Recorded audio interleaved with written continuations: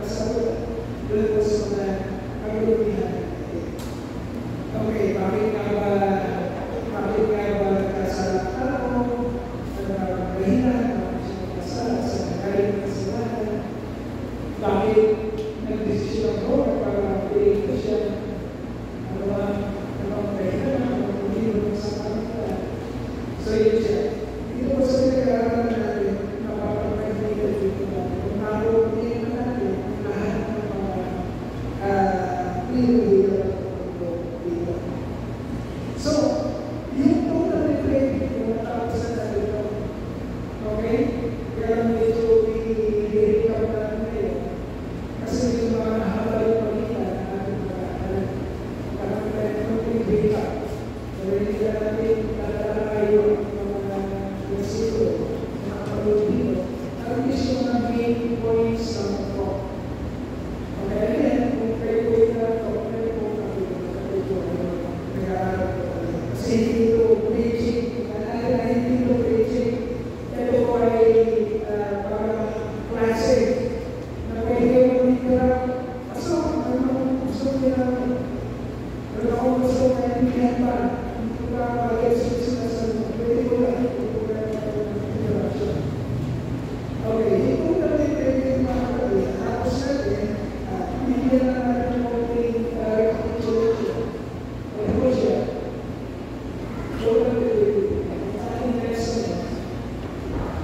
Yeah. Man is spiritually dead and is unable to know and respond to God. Yun ang program with sabihin, ang tao ay lubusan na nakahama. Siya ay patay sa espiritu at wala siyang kakayanan makabalik sa Diyos. Makilagyan natin ang kreator natin ang naglalasal ay ang Diyos. Meron siyang plano, meron siyang motibo bakit na tayo nilalang at tayo ay nilalang para sa Kanya kapurihan ng His glory and honor. Yun ang isang natin ay nilalang ng ating Diyos. Pero kung natin ang istorya sa hapin ng Eden, sa Garden of Eden, ngayon bumalik. Okay? Sino yung bumalik? Kung kay Eva, ngayon bumalik mo yung old serpent o sila. At nag-inject siya ng kasalanan. Okay? Nagusto siya. In-inject ko yung kasalanan na gusto palutangin ng Diyos dahil sa istorya. Okay? Ang kasalanan na yun, hindi nanggaling sa tao. Tinanong pa yun nagbabalik sa ito. Pag tinanong pa yun, saan po ba nanggaling yung kasalanan? Huwag mo kong sabihin nanggaling kay Adan. Hindi ko nanggaling kay Adan ang kasalanan. Hindi ko lang ang istorya. Sinusider, sabi ng Biblia sa Genesis, saan yung serpent ay nag-inject ng manunso. Naging yung kasalanan. Naging siya ng tula. Now, doon sa salita ng Panginoon. Okay? So, nag-inject ng kasalanan. Pinapakita ng istorya kung sino yung nakawin ng Diyos.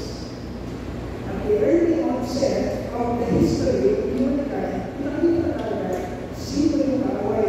Ano ang gagawin ng kaaway? Ano ang kasalanan na hindi nakakaintindi kung yan sa kalimutan?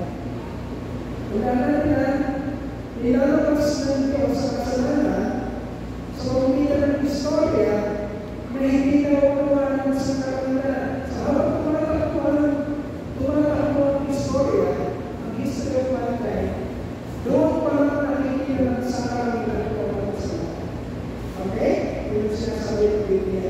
Tinutulog ng istorya ng sangkatauhan sa mga heavenly beings because nagkakaroon natin sino ang omniscient, sino ang kaya tumingin ng kaibuturan ng kanyang nilalang ang Diyos Ama. Ang mga anghel, hindi sila omniscient. So, nakita ng Panginoon yung kasalanan ng Israel, siya lang ang nakakakita. Hindi ito nakikita ng ibang mga anghel. Okay? Hindi ko nakikita nila Angel Michael, nila Gabriel, pero nakakakita ng kasalanan niya. Ang nakakakita lang ay ang Diyos. Sapagkat nakita yan ng Diyos sa kaibuturan ng puso ni Satan. O yung Satan, hindi pa Satan ang nakakita. Okay? So dahil ang Diyos ay righteous and He is just, makatawag, bagamat nakita niya na may mali sa kanyang, sabi ng Biblia, sabi ng Ezekiel, sa kanyang isang ginawa na model of perfection. Sabi ko sa Ezekiel, Satan is the model of perfection.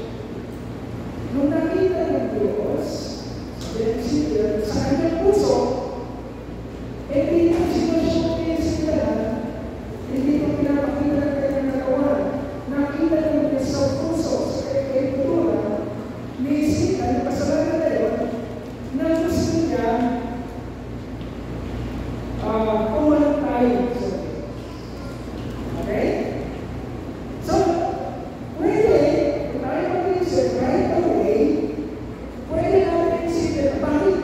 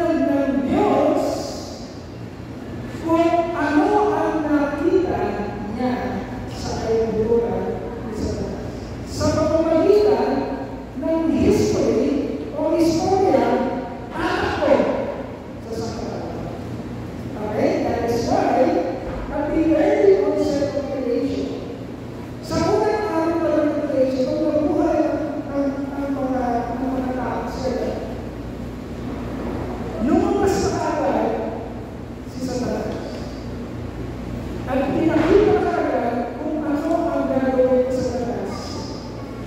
Sa nilalang ng Diyos. Sisirahin. Okay? Sa pamamagitan ng pag-i-inject ng kasalanan. So, hindi yan galing kay ang kasalanan. And then, from there, pagkatapos mo, makikita na natin ang istorya sa katawan na galing sa simpleng motibo ng puso. Dahil, ang namin ng suka. Meron na tayong nag-unti away kung meron, napapataya ng mga tao, naglalapakan, nagyayawag ka. Nagaling yun, doon sa nakita ng Diyos sa kaituturan ni Lucifer. Okay? So, kaya nakikita ko sa kalutan kung ano ang ibinunga nung kasalanan nakita ng Diyos sa kaituturan ni Sita. And, pag pinakasama ng Diyos ang pahungaman o kasalanan ni Sita, masasabi ng sa kalutan at masasabi ng kanyang mga hiniram na mabuti ang Diyos. Siya ay makatarungan. Siya ay matuwid. Bakit? Kasi naiintindihan natin. At naiintindihan natin dahil pinatakbo ng Diyos ang pinaniwala at sopin na ating history. Okay? So yun ang una. Man is spiritually dead and is unable to know and to respond to God.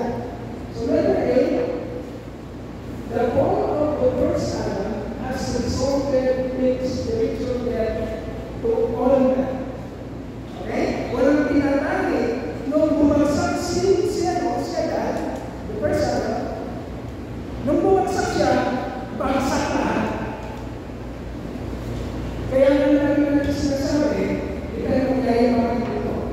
Walang magaling dito. Walang nakakalaman dito. We are on level ground. Sa paligid natin, bagsak tayo lahat. Ganun din yan. Para wala yung ating mga naisip na. Lamang tayo, sabahin tayo. No. Bagsak tayo lahat sa paligid ng sakramento. All of the first has resulted in spiritual death to all men. And then letter B, all men is now blind and deaf to spiritual truth. Okay? Walang kakilala sa Diyos. Walang pumahanap sa Diyos. Walang lumabas sa tao na meron siyang instinct o kakayanan na pagkilala ko siya, hanapin siya, matutunan siya. Okay, lahat ng tao dahil sa pagbagsak ni Adan sa kasalanan. Namatay tayo lahat spiritually, dahil sa matay rin, wala tayong mauunawaan anuman sa Diyos. Okay? Yan ang total liberty. Lubos ang pagkakapa. And then letter C, only man is now under the control of Satan and in bondage to sin. Hindi sinasabi nila ang taong wala pang pakipagrelasyon sa Diyos, mga kapatid, ang taong alam natin wala pang pakipagrelasyon sa Diyos, lolo mo na ito, nanay mo na ito, tatay mo na ito, kapatid mo na ito, asawa mo na ito, boyfriend, o girlfriend, o boss mo sa kumpanya, o boss mo sa trabaho, o teacher mo sa school. Kapag wala pa siya, magkakarelasyon sa kanya. Consider siya as dalawang spiritual death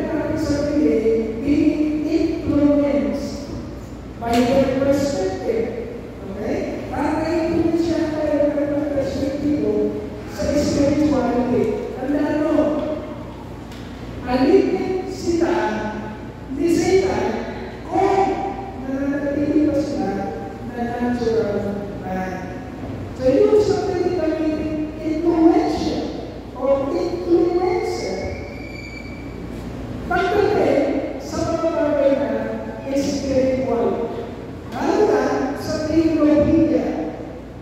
Huwag mo sabihin, mabait naman si Sir. Mabait naman si Mom. Mabait naman si Boss. Siguro tama lang yung kanyang perspective kapag sa religious principles. No. Okay? Napakaiintindihan mo kung ano yung posisyon bilang isang spiritual. Although subordinated,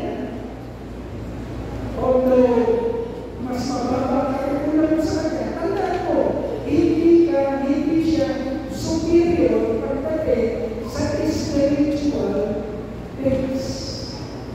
Okay? He is spiritual man, although takuhan ka niya, mas superior ka sa kanya pagdating sa mga bagay na spiritual. Natandaan niya, all of that is not under the control of Satan and in bondage to sin. Now, huwag mo na gamitin yung coercion mo ang mga tao walang relationship sa Panginoon. Do not take the counsel of the wicked man. Sabi natin wicked, wala mo silang Panginoon sa buhay. Hindi naman nilibig sa iyo. Kumapakay sila o masasamang counsel sa kanya ng patuloy. Sabi nila, wala mo silang relationship sa Panginoon. And then lastly, sa lugar ni Bravery, Holy man, left in his dead state, is totally unable to repent, to believe the gospel, or to come to Christ. Okay. Ang tao na kasalanan, okay, na hindi pa siya regenerated, hindi pa born again, mga kapatid, wala siyang kakayanang, ano yung waiver? Kaya, tumalibig sa kasalanan, meron pa rin naman is unable to repent, o hindi siya makakatahimik sa kasalanan, o eto kasalanan, hanggang hindi ka born anew, or born in spirit, or regenerated, kapag wala ka kakayanang talikuran ng kasalanan niya. Okay? Magkakaroon ka lang ng kakayanang talikuran ng kasalanan kapag mayroon ng Panginoon na buhayin ang iyong spirito.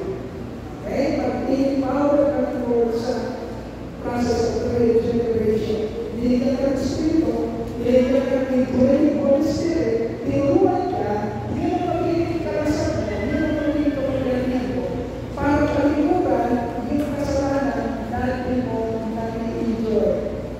Okay? Kapag wala ng spirito, kapatid, pag nananatili kang patay sa spirito, wala kang kakayanan magbago.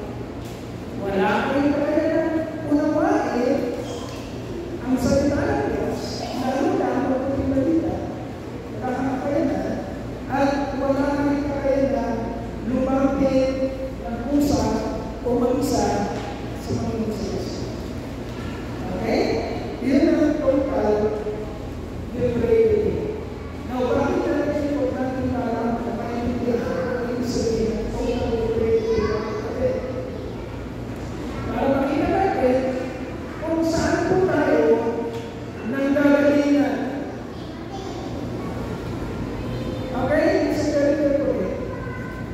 Kailangan mo maintindihan ang doktrina ng total liberty para makita mo kung saan ka nanggagaling o saan ka nanggagaling.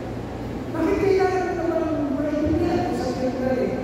Kapatid, para magkaroon ka ng humbleness, humility, sa harap ng Panginoon. Humility mo yayaman ng Panginoon. Sabagat naiintindihan mo na tinulog ka sa kangkungan. Okay. Hindi ko magaling. Hindi ka yung pinili ng Diyos dahil makasalahan. Magaling ka sa lahat. No. Lahat tayo, magkipagkain, patay, death, sin. Kaya yung pinagaling natin na totally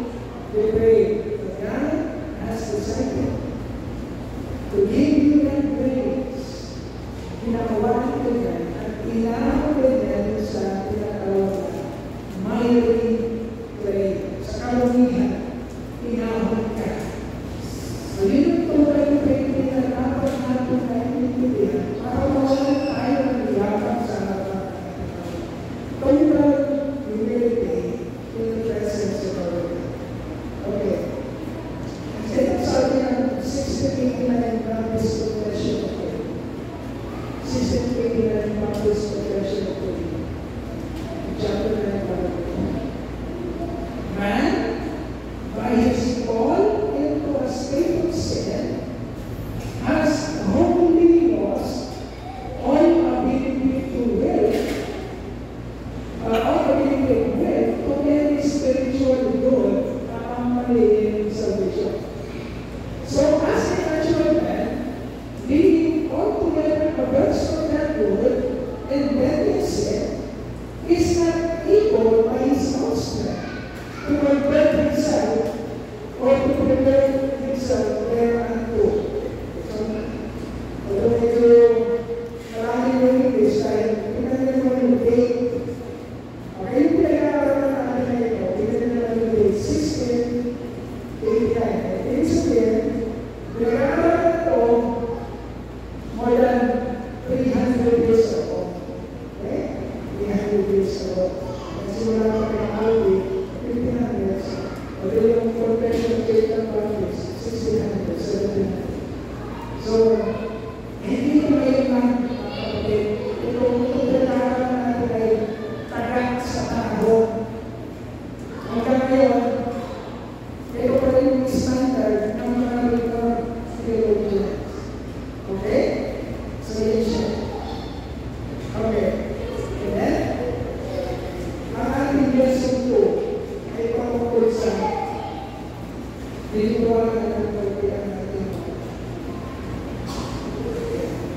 So, ang ating lesson 2 is pangungkol sa letter U ng ulit. Ang letter U, unconditional connection. Unconditional connection. Ito ang ibig sabihin ng unconditional connection. Dadahan-dahanin natin na kapatid. Gusto ko sinabi ito mo makikita natin. So pagkakapalataya, parang sinasabi na pagkakapalataya ay paniniwala sa mga bagay na hindi nakikita. Hindi sabihin na pagkakapalataya ay tunay o hindi na iintindihan. Ang kapatid, ang pagkakapalataya natin dapat maiintindihan natin. Okay?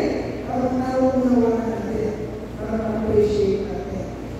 Kasi mga tao hindi nakakaunawa sa pagkakapalataya nila. Sabi ng Biblia, para sa mga iba. Diba? Iba, walang naman. Gusto ko walang naiintindihan. Ang nangyayari sa'yo, pag may sabihin, ano si Kristo? Kung ano? Ako na naman. Kung ano? Kung ano? Kung sabi ng Biblia, para ang iba, na kung saan ihimay natin, ay bumabalik na sa sama-sama. Okay, so ang pagkakapalataya, hindi pagkakapalataya, kung naiintindihan natin natin sa pagkakapalataya. Okay, pag-usapan natin ang pag-usapan, unconditional election. Unconditional election. Ibig sabihin, God's choice of certain individuals for salvation was not based on any foreseen response of obedience on their part, but was based solely in His good and sovereign will. Okay. Pag sinabi, unconditional election, ibig sabihin, walang kondisyon ang pagpili ng Diyos sa mga tao, ililigtas niya.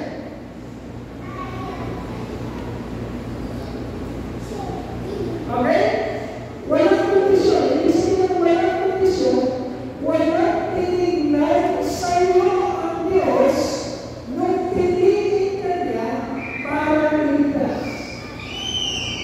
Ang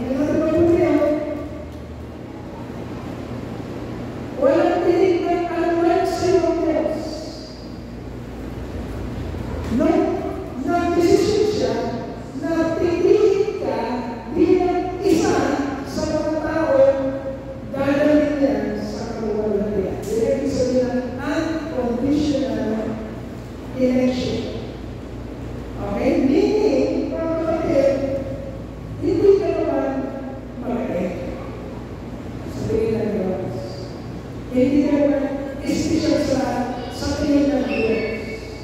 Hindi ka naman nakakalawak sa lahat sa tingin ng Diyos. Ang desisyon ng Diyos para iligtas ka ay nanggaling lamang sa kanyang sariling desisyon na hindi nag-influensya ng anumang bagay na nakikita niya sa'yo. Okay? Yan ang ibig sabihin ng unconditional relation. Now, there is a conflicting view na umigira sa ating kasabayan yung pag-ira ng pinag-aaralan ng unconditional relation. Meron conflicting view dyan. Ano ba? Meron na naniniwala sa ito. Ang sabi ng conflicting view is, God's election is based on man's foreseen faith. Ibig sabihin, ang paniniwala nila, okay, tinatawag natin itong theology kasi. Okay? Ito ang paniniwala ng pastor ko. Hindi ito yung pinag-usapan natin kanina. Hindi ito ang paniniwala ng pastor ko. Ang paniniwala ng pastor ko yung kanina. Pinag-usapan natin kanina. Ito yung taliwas sa paniniwala ng pastor. Ngayon, pinipilit pa yung pastor ko na maniwala kayo kaya yung paniniwala niya ang kapatid malaya kayo. Okay? Pero hindi na ang pastor mo dahil naniniwala siya sa kanyang teologiya. So kaya kumpiyansa ang pastor sa kanyang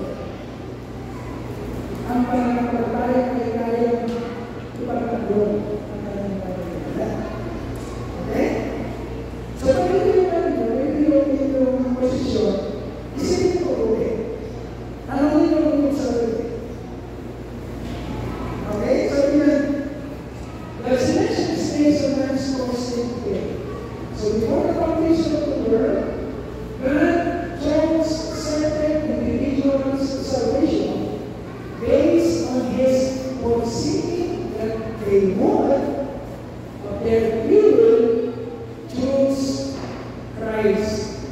Okay, ang tanong naman dito. Kung ganito ang paraan ng Diyos, kung ganito ang paraan ng Diyos, ganito natin sa pagliligtas.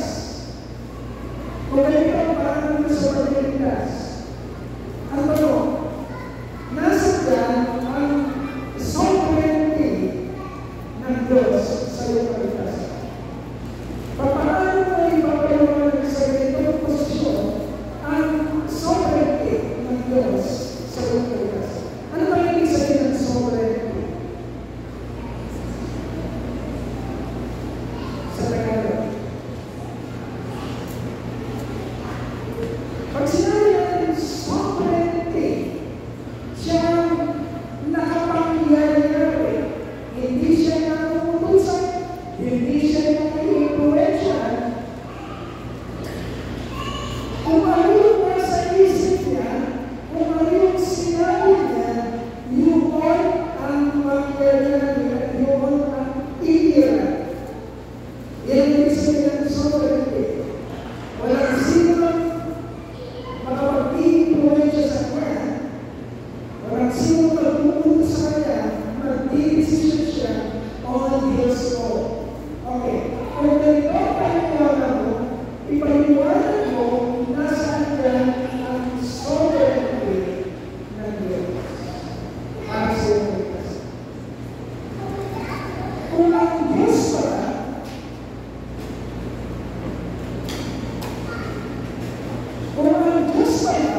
ay nag-desisyon para iligtas ka dahil nakita niya ang desisyon mo. Napipili mo siya. Ang tanong, sino ang sovereign sa iyong kaligtasan? Ang Diyos ba? O ikaw? Sila, ikaw. Kasi yung tinignan ng Diyos niya at sa pagpakita ng Diyos niya sa future, hindi siya mananampalataya sa kanya, hindi siya makapili. Bakit hindi siya makapili? Dahil sa future, hindi niya pipili ang Diyos. Tinignan niya si Sister Michelle. Nakita niya si Sister Michelle. Pipili ako nito. Kaya pipiliin ko siya. Sino pala talaga ang nagligtas kay Michelle? Ang Diyos o yung future na nakita ng Diyos kay Michelle? Sino yung nag-sovereignty sa kanyang kaligtasan? Sovereign sa kanyang kaligtasan? Ang Diyos ba? O si Michelle? Naligtas siya dahil sa future pipiliin niya ang Diyos. Ano yung glory ng pumunta? Ano yung papunta ang glory sa kaligtasan ni Michelle? Sa Diyos ba? O kay Michelle? Ay Michelle. Dahil ang nangyayari na kung hindi nakita ng Diyos na pipiliin ni Michelle at pangungusapin sa future, hindi siya naligtas. Dahil pipiliin niya ang pangungusapin sa future, kaya siya naligtas. Sino magaling? Si Michelle. Mas magaling si Michelle kaysa kay Mia. Dahil si Mia, hindi naman niya pipiliin ng Diyos sa future. Si Michelle, pipiliin niya, sino mas magaling sa dalawa? Si Michelle. Kaya nag-ignore siya sapagkat siya ang nagligtas o yung decision niya ang nagligtas sa sarili niya. Ang Diyos ay nakawasin lang naghihintay sa kung ano ang hindi desisyon ng tao. Okay? Sa future. Yan ang posisyon ng namin pastor. Ako sa ating kaligtasan. Ang ating kaligtasan ay hindi nakabase sa kung ano ang gagawin mo, sa kung ano ang iisipin mo, sa kung ano ang galing mo, sa kung ano ang makikita sa iyo ng Diyos. Ang kaligtasan mo ay nakabase sa walang kondisyon, pagpili at paghirap ng Diyos. Okay? Ngayon, hindi magiging sapat yung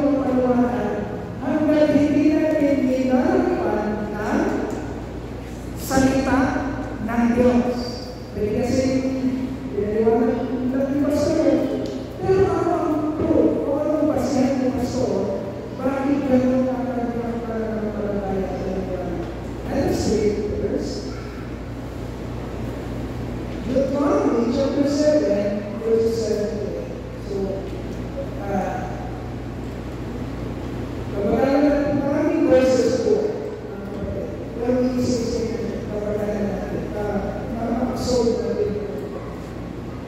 Deuteronomy chapter 7, verses 7 to 8, it says, "The Lord did set His affection on you and choose you because you were more numerous than other people. For you were fewest of all peoples." Para sa konteksto natin mga kapatid, ang tinutukoy ko ng Panginoon dito, kaya nasa Deuteronomy Old Testament, di ba? Genesis, Exodus, Leviticus, Numbers, Deuteronomy, ang limang book ko, ang binabasa natin. At may panahon pala na mga Israelita nung nilabas sila sa pagkaaliwin mula sa Egypt. Ito yung story. Ang sinasabi ng Panginoon, kaya tutuwa ng Panginoon dito ay mga Israelita. Okay? Tingnan natin kung paano pinili ng Diyos ang mga Israelita. Among many peoples, at sila yung pinili ng Diyos. Ano ang basihan ng Diyos? Bakit pinili niya ang mga Israelita? Tingnan natin kung consistent ang ating paniniwala o ang paniniwala ng pastor patungkol sa unconditional ang pagpili ng Diyos. Okay? The Lord did not set His affection on you. He chose you because you were more numerous than other people. For you were the fewest of all peoples. Okay? But it was because the Lord loved you and kept the oath He swore to your forefathers that He brought you out with a mighty hand and redeemed you from the land of slavery, from the power of Pharaoh, king of Egypt. Ang kapalit na mga kapatid, ano ang naging basihan ng Diyos? Bakit pinili niya sa atin?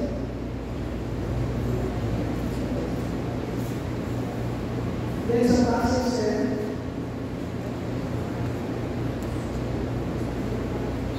bakit pinili ng Diyos? Imagine, sabi ng Lord, kayo ang mga Israelita, o konti lang kayo.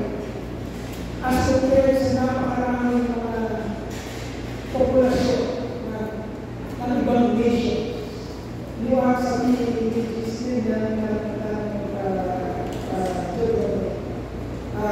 you are fewer than many people. Your nation is smaller than many nations. Mas kukunti sila. Ay mas kukunti yung kesa sa akin. Mas marami sila sila. Pero kayo ang pinili ko. At bakit sila ang pinili na Diyos? Ayun. Okay. Ano ang dahilan para sa pinili ng Diyos?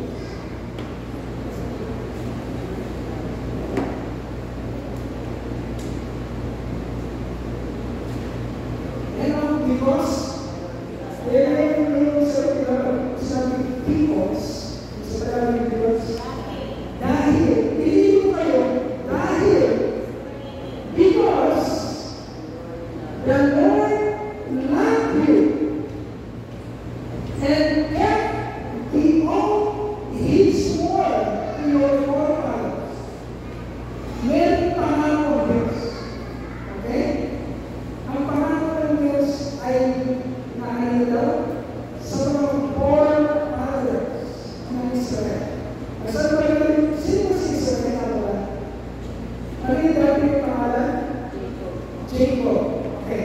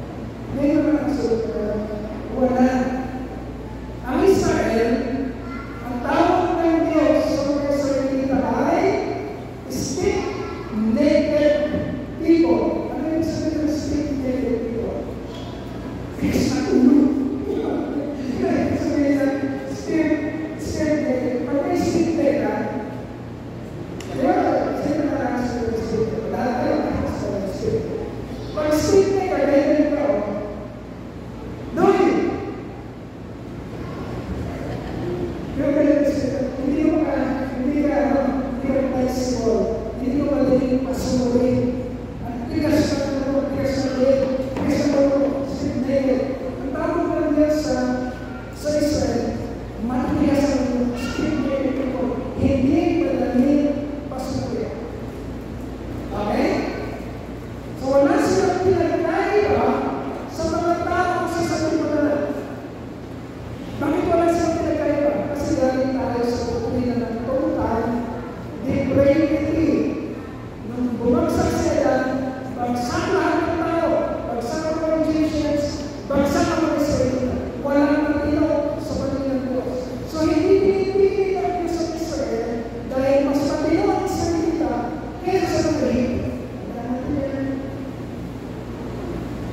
Pinipili ang Diyos sa Israel dahil yun ang kanyang desisyon. It is His sovereign will, not condition on anything na nakikita niya sa tao. Okay? Ang paliwanag dito is yung pinili ko sa ating Diyos dahil tapat ako sa ating pangako. Nangako ako sa iyo ng Diyos ko, kay Abraham, kay Isaac, kay Jacob, kay Joseph, kay Moses, nangako ako sa kanila. Kaya, pinili ko.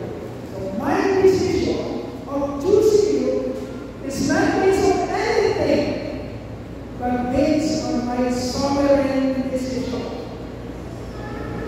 My promise, yung pangako, maging stick ako sa aking pangako, kahit na stick-naked people. Pinalitan pa ng Diyos sa Israel. Sa istorya, sinabi pa ng Diyos sa istorya, sa Diyos, isa na nito ba? Pakinan mo na. Meron naman tayo kung kakaroon mo yung isa na ano? Isa na, hindi mo mapasok. Pakinan mo na, kailan pa istorya? Wala nag-speak ang Diyos sa kanyang pangako para naman hindi karapat-dapat ng mga Israelita. Ano na highlight ito, mga kapatid? Ang pagpili ng Diyos ay hindi nakabase sa sino ang tao, kundi nakabase sa kanyang sovereign choice, sovereign decision. Okay, yun yung unang verse. Hindi. Matthew chapter 24. Also, okay na, na-skip natin yung puntos, yung point level A.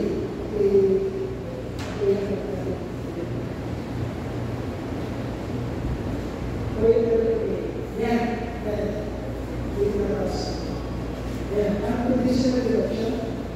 God has an elect people whom He has chosen to earn salvation. Okay.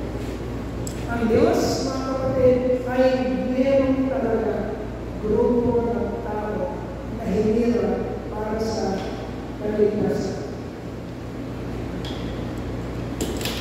Whether you like it or not.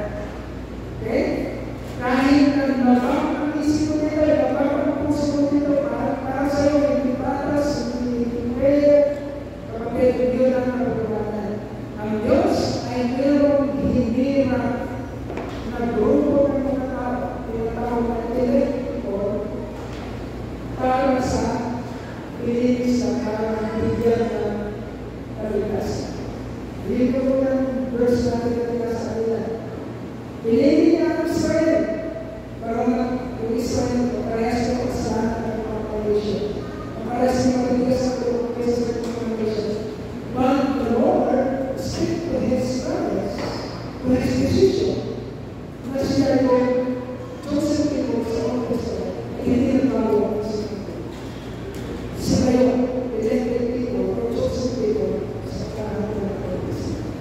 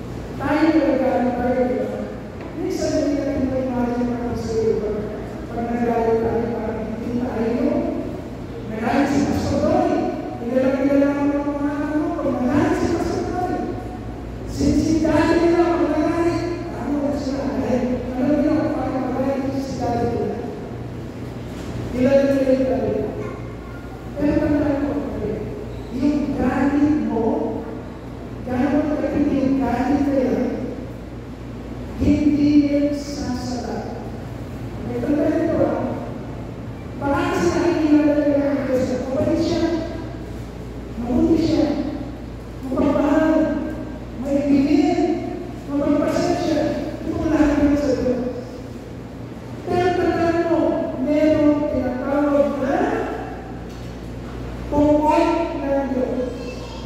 At yung tungkol ng Diyos sa kapatid ay napakalayo, napakatindi kung ikumpara ko sa iyong galit. Yung galit ko, hindi mo makapansin. Pag ibinuhos ng Diyos ang kanyang poor. Hindi ko kayang imagine ang galit ng Diyos kahit sa kasalanan ng sarili. Hindi natin kayang imagine. Yun ang tinatawag the dreadful days of the Lord. God's wrath, ang purot ng Diyos. Ibubuhos siya sa katapunan. And you will relent. Pag binubuhos na natin ang purot, ang sabi din sa verse 24, it will be natural. It will be shortened. Sabi shortened, ay isa na. So imagine mo kapatid, kapag na tuloy-tuloy yung galing na yun, sabi nyo, no one will survive. Nakasulat ba yun? Ano yung sabi na no one will survive? Walang makakaligtas. Kaya naman sa posisyon ng Diyos, dahil alam na walang makakaligtas, for the sake of my elect, para sa aking mga hirap, ang iisipin ko lang. It will be cut short. Bakit? He has His elect people in His mind. Iniisip niya ang kanyang mga nalik. Tinatanig niya ang kanyang mga hirap. Ayaw na magdanas sila ng kapigilan sa sakit sa Pilipinas. Okay? Disability, ganun ka katindi. Kung isa ka sa bilik. Ganun ka katindi. Sa patingin, o sa mata, sa puso ng Diyos, para yung kanyang galit. Na may pagkagalit tayo, kasi pag sinasabi sa sabi, pagkalit ako, hindi naman makakatawa ba? Ganun pa tayo siya. Sabi, sige siya magpilihan. Sabi ka naman. Hindi, pagituloy. Kasi hindi pa makaawat sa iyo dati. Ang aking Diyos. Galit siya. Pero makikita ang aking ilay. Ang aking ko. Hindi, hindi ko rin. Hindi ko siya sa okay. Ganun ka kayo sa Diyos. If those things have not been cut short, no one will survive, but for the sake of being elect, those things will be shortened. At that time, when anyone says to you, look, here is the Christ, or there He is, do not believe Him, do not believe Him. Kaya namin naniniwala, ang isa na naniniwala mga kapatid, tawag sila sa theology class. Bakit mo ninyo ang paniniwala ng Diyos? Ano yung sa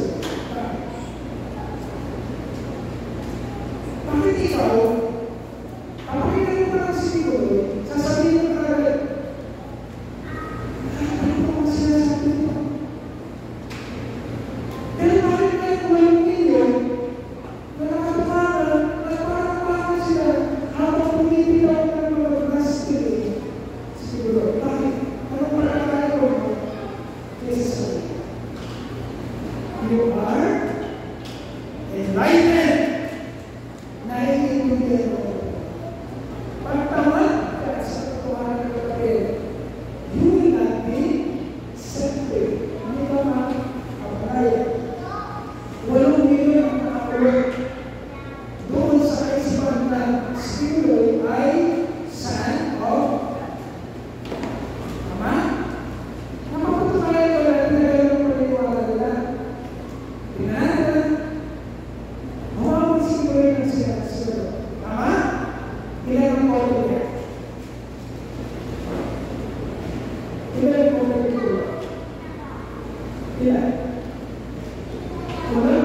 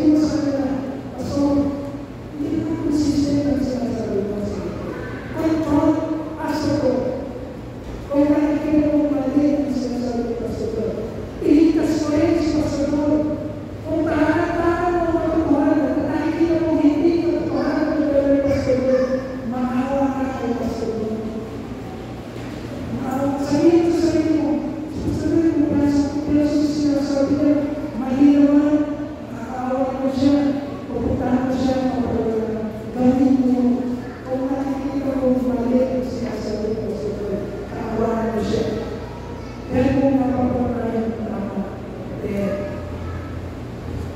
Kailangan bumisip ka at maintindihin ang mga katotohanan ng pagpapalaya sa iyo.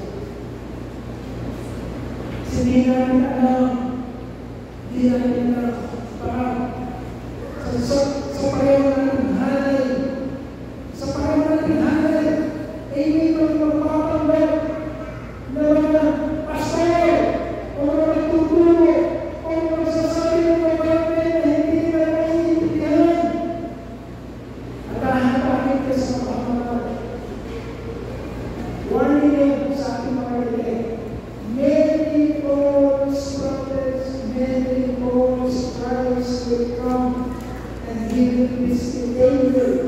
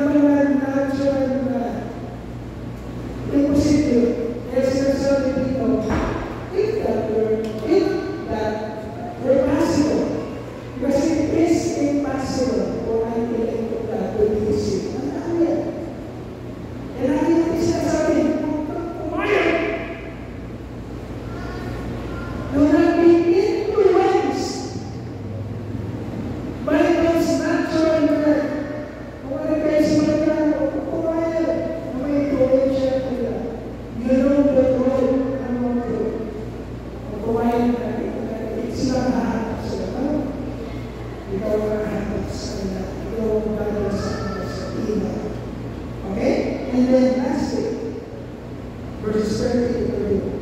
Verses 30 to 31.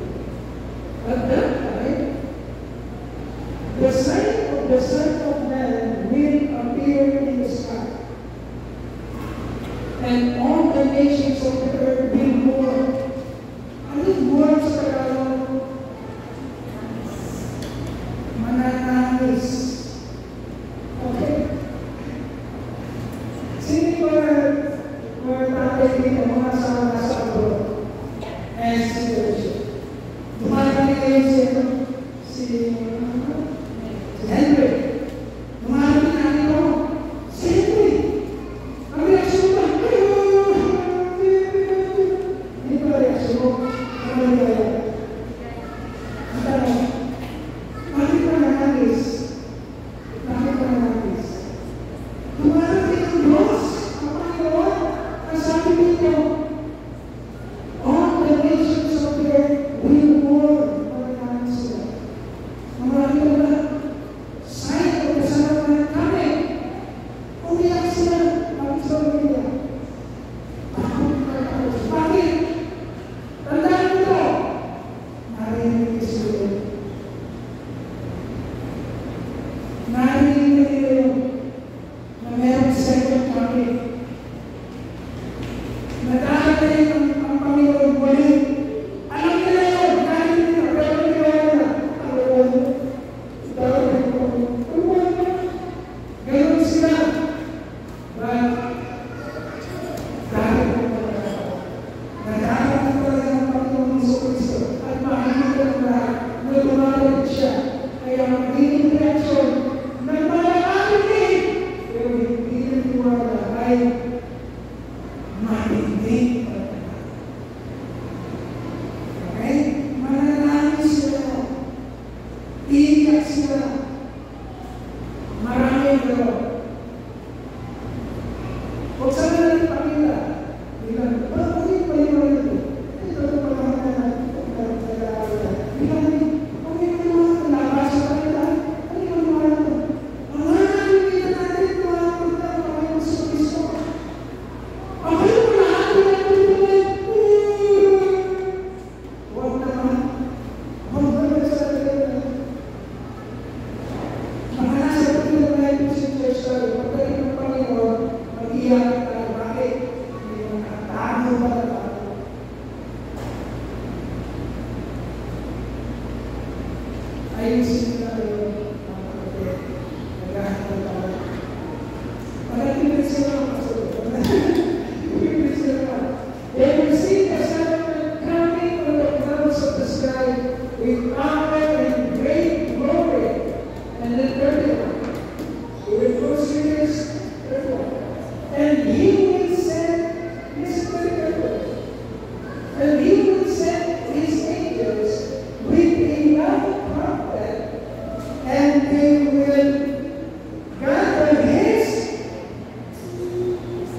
Okay.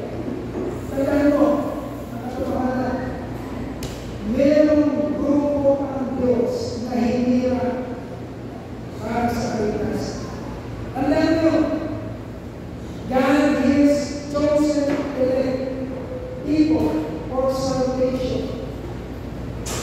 At sa araw sa araw ng Panginoon, in-action niya ang pinahalian. Action, ibig sabihin, for the sake of His elect, para sa kanyang pahihiran, hindi niya sila pahihirapan. Nandun ang pagkakutan ng Diyos, umutusan niya ang mga sa four corners of the earth, sa boundaries of the earth. Ang sasabihin niya, gather my elect. Okay? They will gather His elect from the four winds, from one end of the heavens to the other. Kapatid, sino lang ang mararap ito? Ito ang verse 7. Sino lang mararap ito? Ang panghihinira. Imagine mo sa sarili mo. Isipin mo sa sarili mo. Imagine mo sa sarili mo. I-meditate mo. Pagdating ng Panginoon. Meditate. Pagdating ng Panginoon. Anong nararamdaman mo? Anong nararamdaman mo? Pagdating ng Panginoon. Imagine mo. Anong nararamdaman mo? Takot. Okay yan. Imagine mo sa sarili mo. Pagdating na yung ate ko galing mo daw. Anong nasa isip mo? Pagdating na si dati. Anong taglay mo? Takot. O excited. Ang mga taong gumagawa ng labang sa loob ng Diyos. Okay, wala silang obvious. Ang mararamdaman ng tao. But you are an elect of God. Hinirap ka ng Diyos kapatid. Hindi ka nagpapaligaya sa'yo. Ito nagbibigay sa'yo ng kumpensa. Ito ay nagpapaligaya sa'yo sa pagpapaligaya. Nagpapaligaya sa'yo sa pagpapaligaya. Hindi matarap. Bagaman, aliwas ang nangyayari sa mga people. But you, maranas ka pa ng kapilagyan dito, maging kaya ko ba, aking kapatid, aking pastor ko rin, nandun sa kalagayan, na hirap na ako sa kasakit. But spiritually, if you are prepared, kapatid, if you are prepared spiritually, at sa pastor ko rin, prepared spiritually, okay, naman naman siya kesa sa atin. Pag-ibig ng buliwan na sa kapila at nakita natin appear siya is the sign of man descended from heaven. Amen. Mag-aral ang tao na sa Diyos. Paglaan mo, hinirap ka ng Diyos. Sumakas ka rin. One of the people whom He has chosen for salvation. Hindi ka pinili ng Diyos para ganasya ng kanyang isa sa mga tao na pagamat galing na ito ng Diyos sa salang ng sulutan, pero ang mga patagya ay nakatulong sa iyo. Thousands are fallen at the slave. Sabi ko na yun, 10,000 people right hand. But you, because your heart is coming from the Lord, and you are His elect, nagbabalsakan ang lahat. Pero ikaw, nagkakantay ka ng anghel na nagdalayo sa iyo at sasama ka sa kalulatiya ng Panginoon.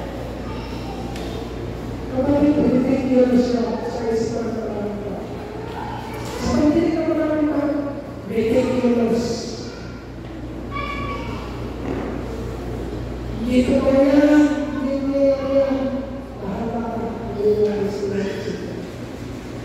The queen, as a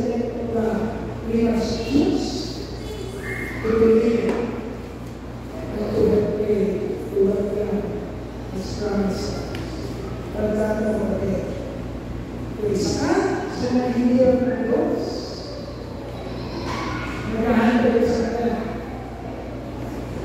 Iyon ang iyong blessed hope, blessed assurance na hindi ka mababayaran o iligtas.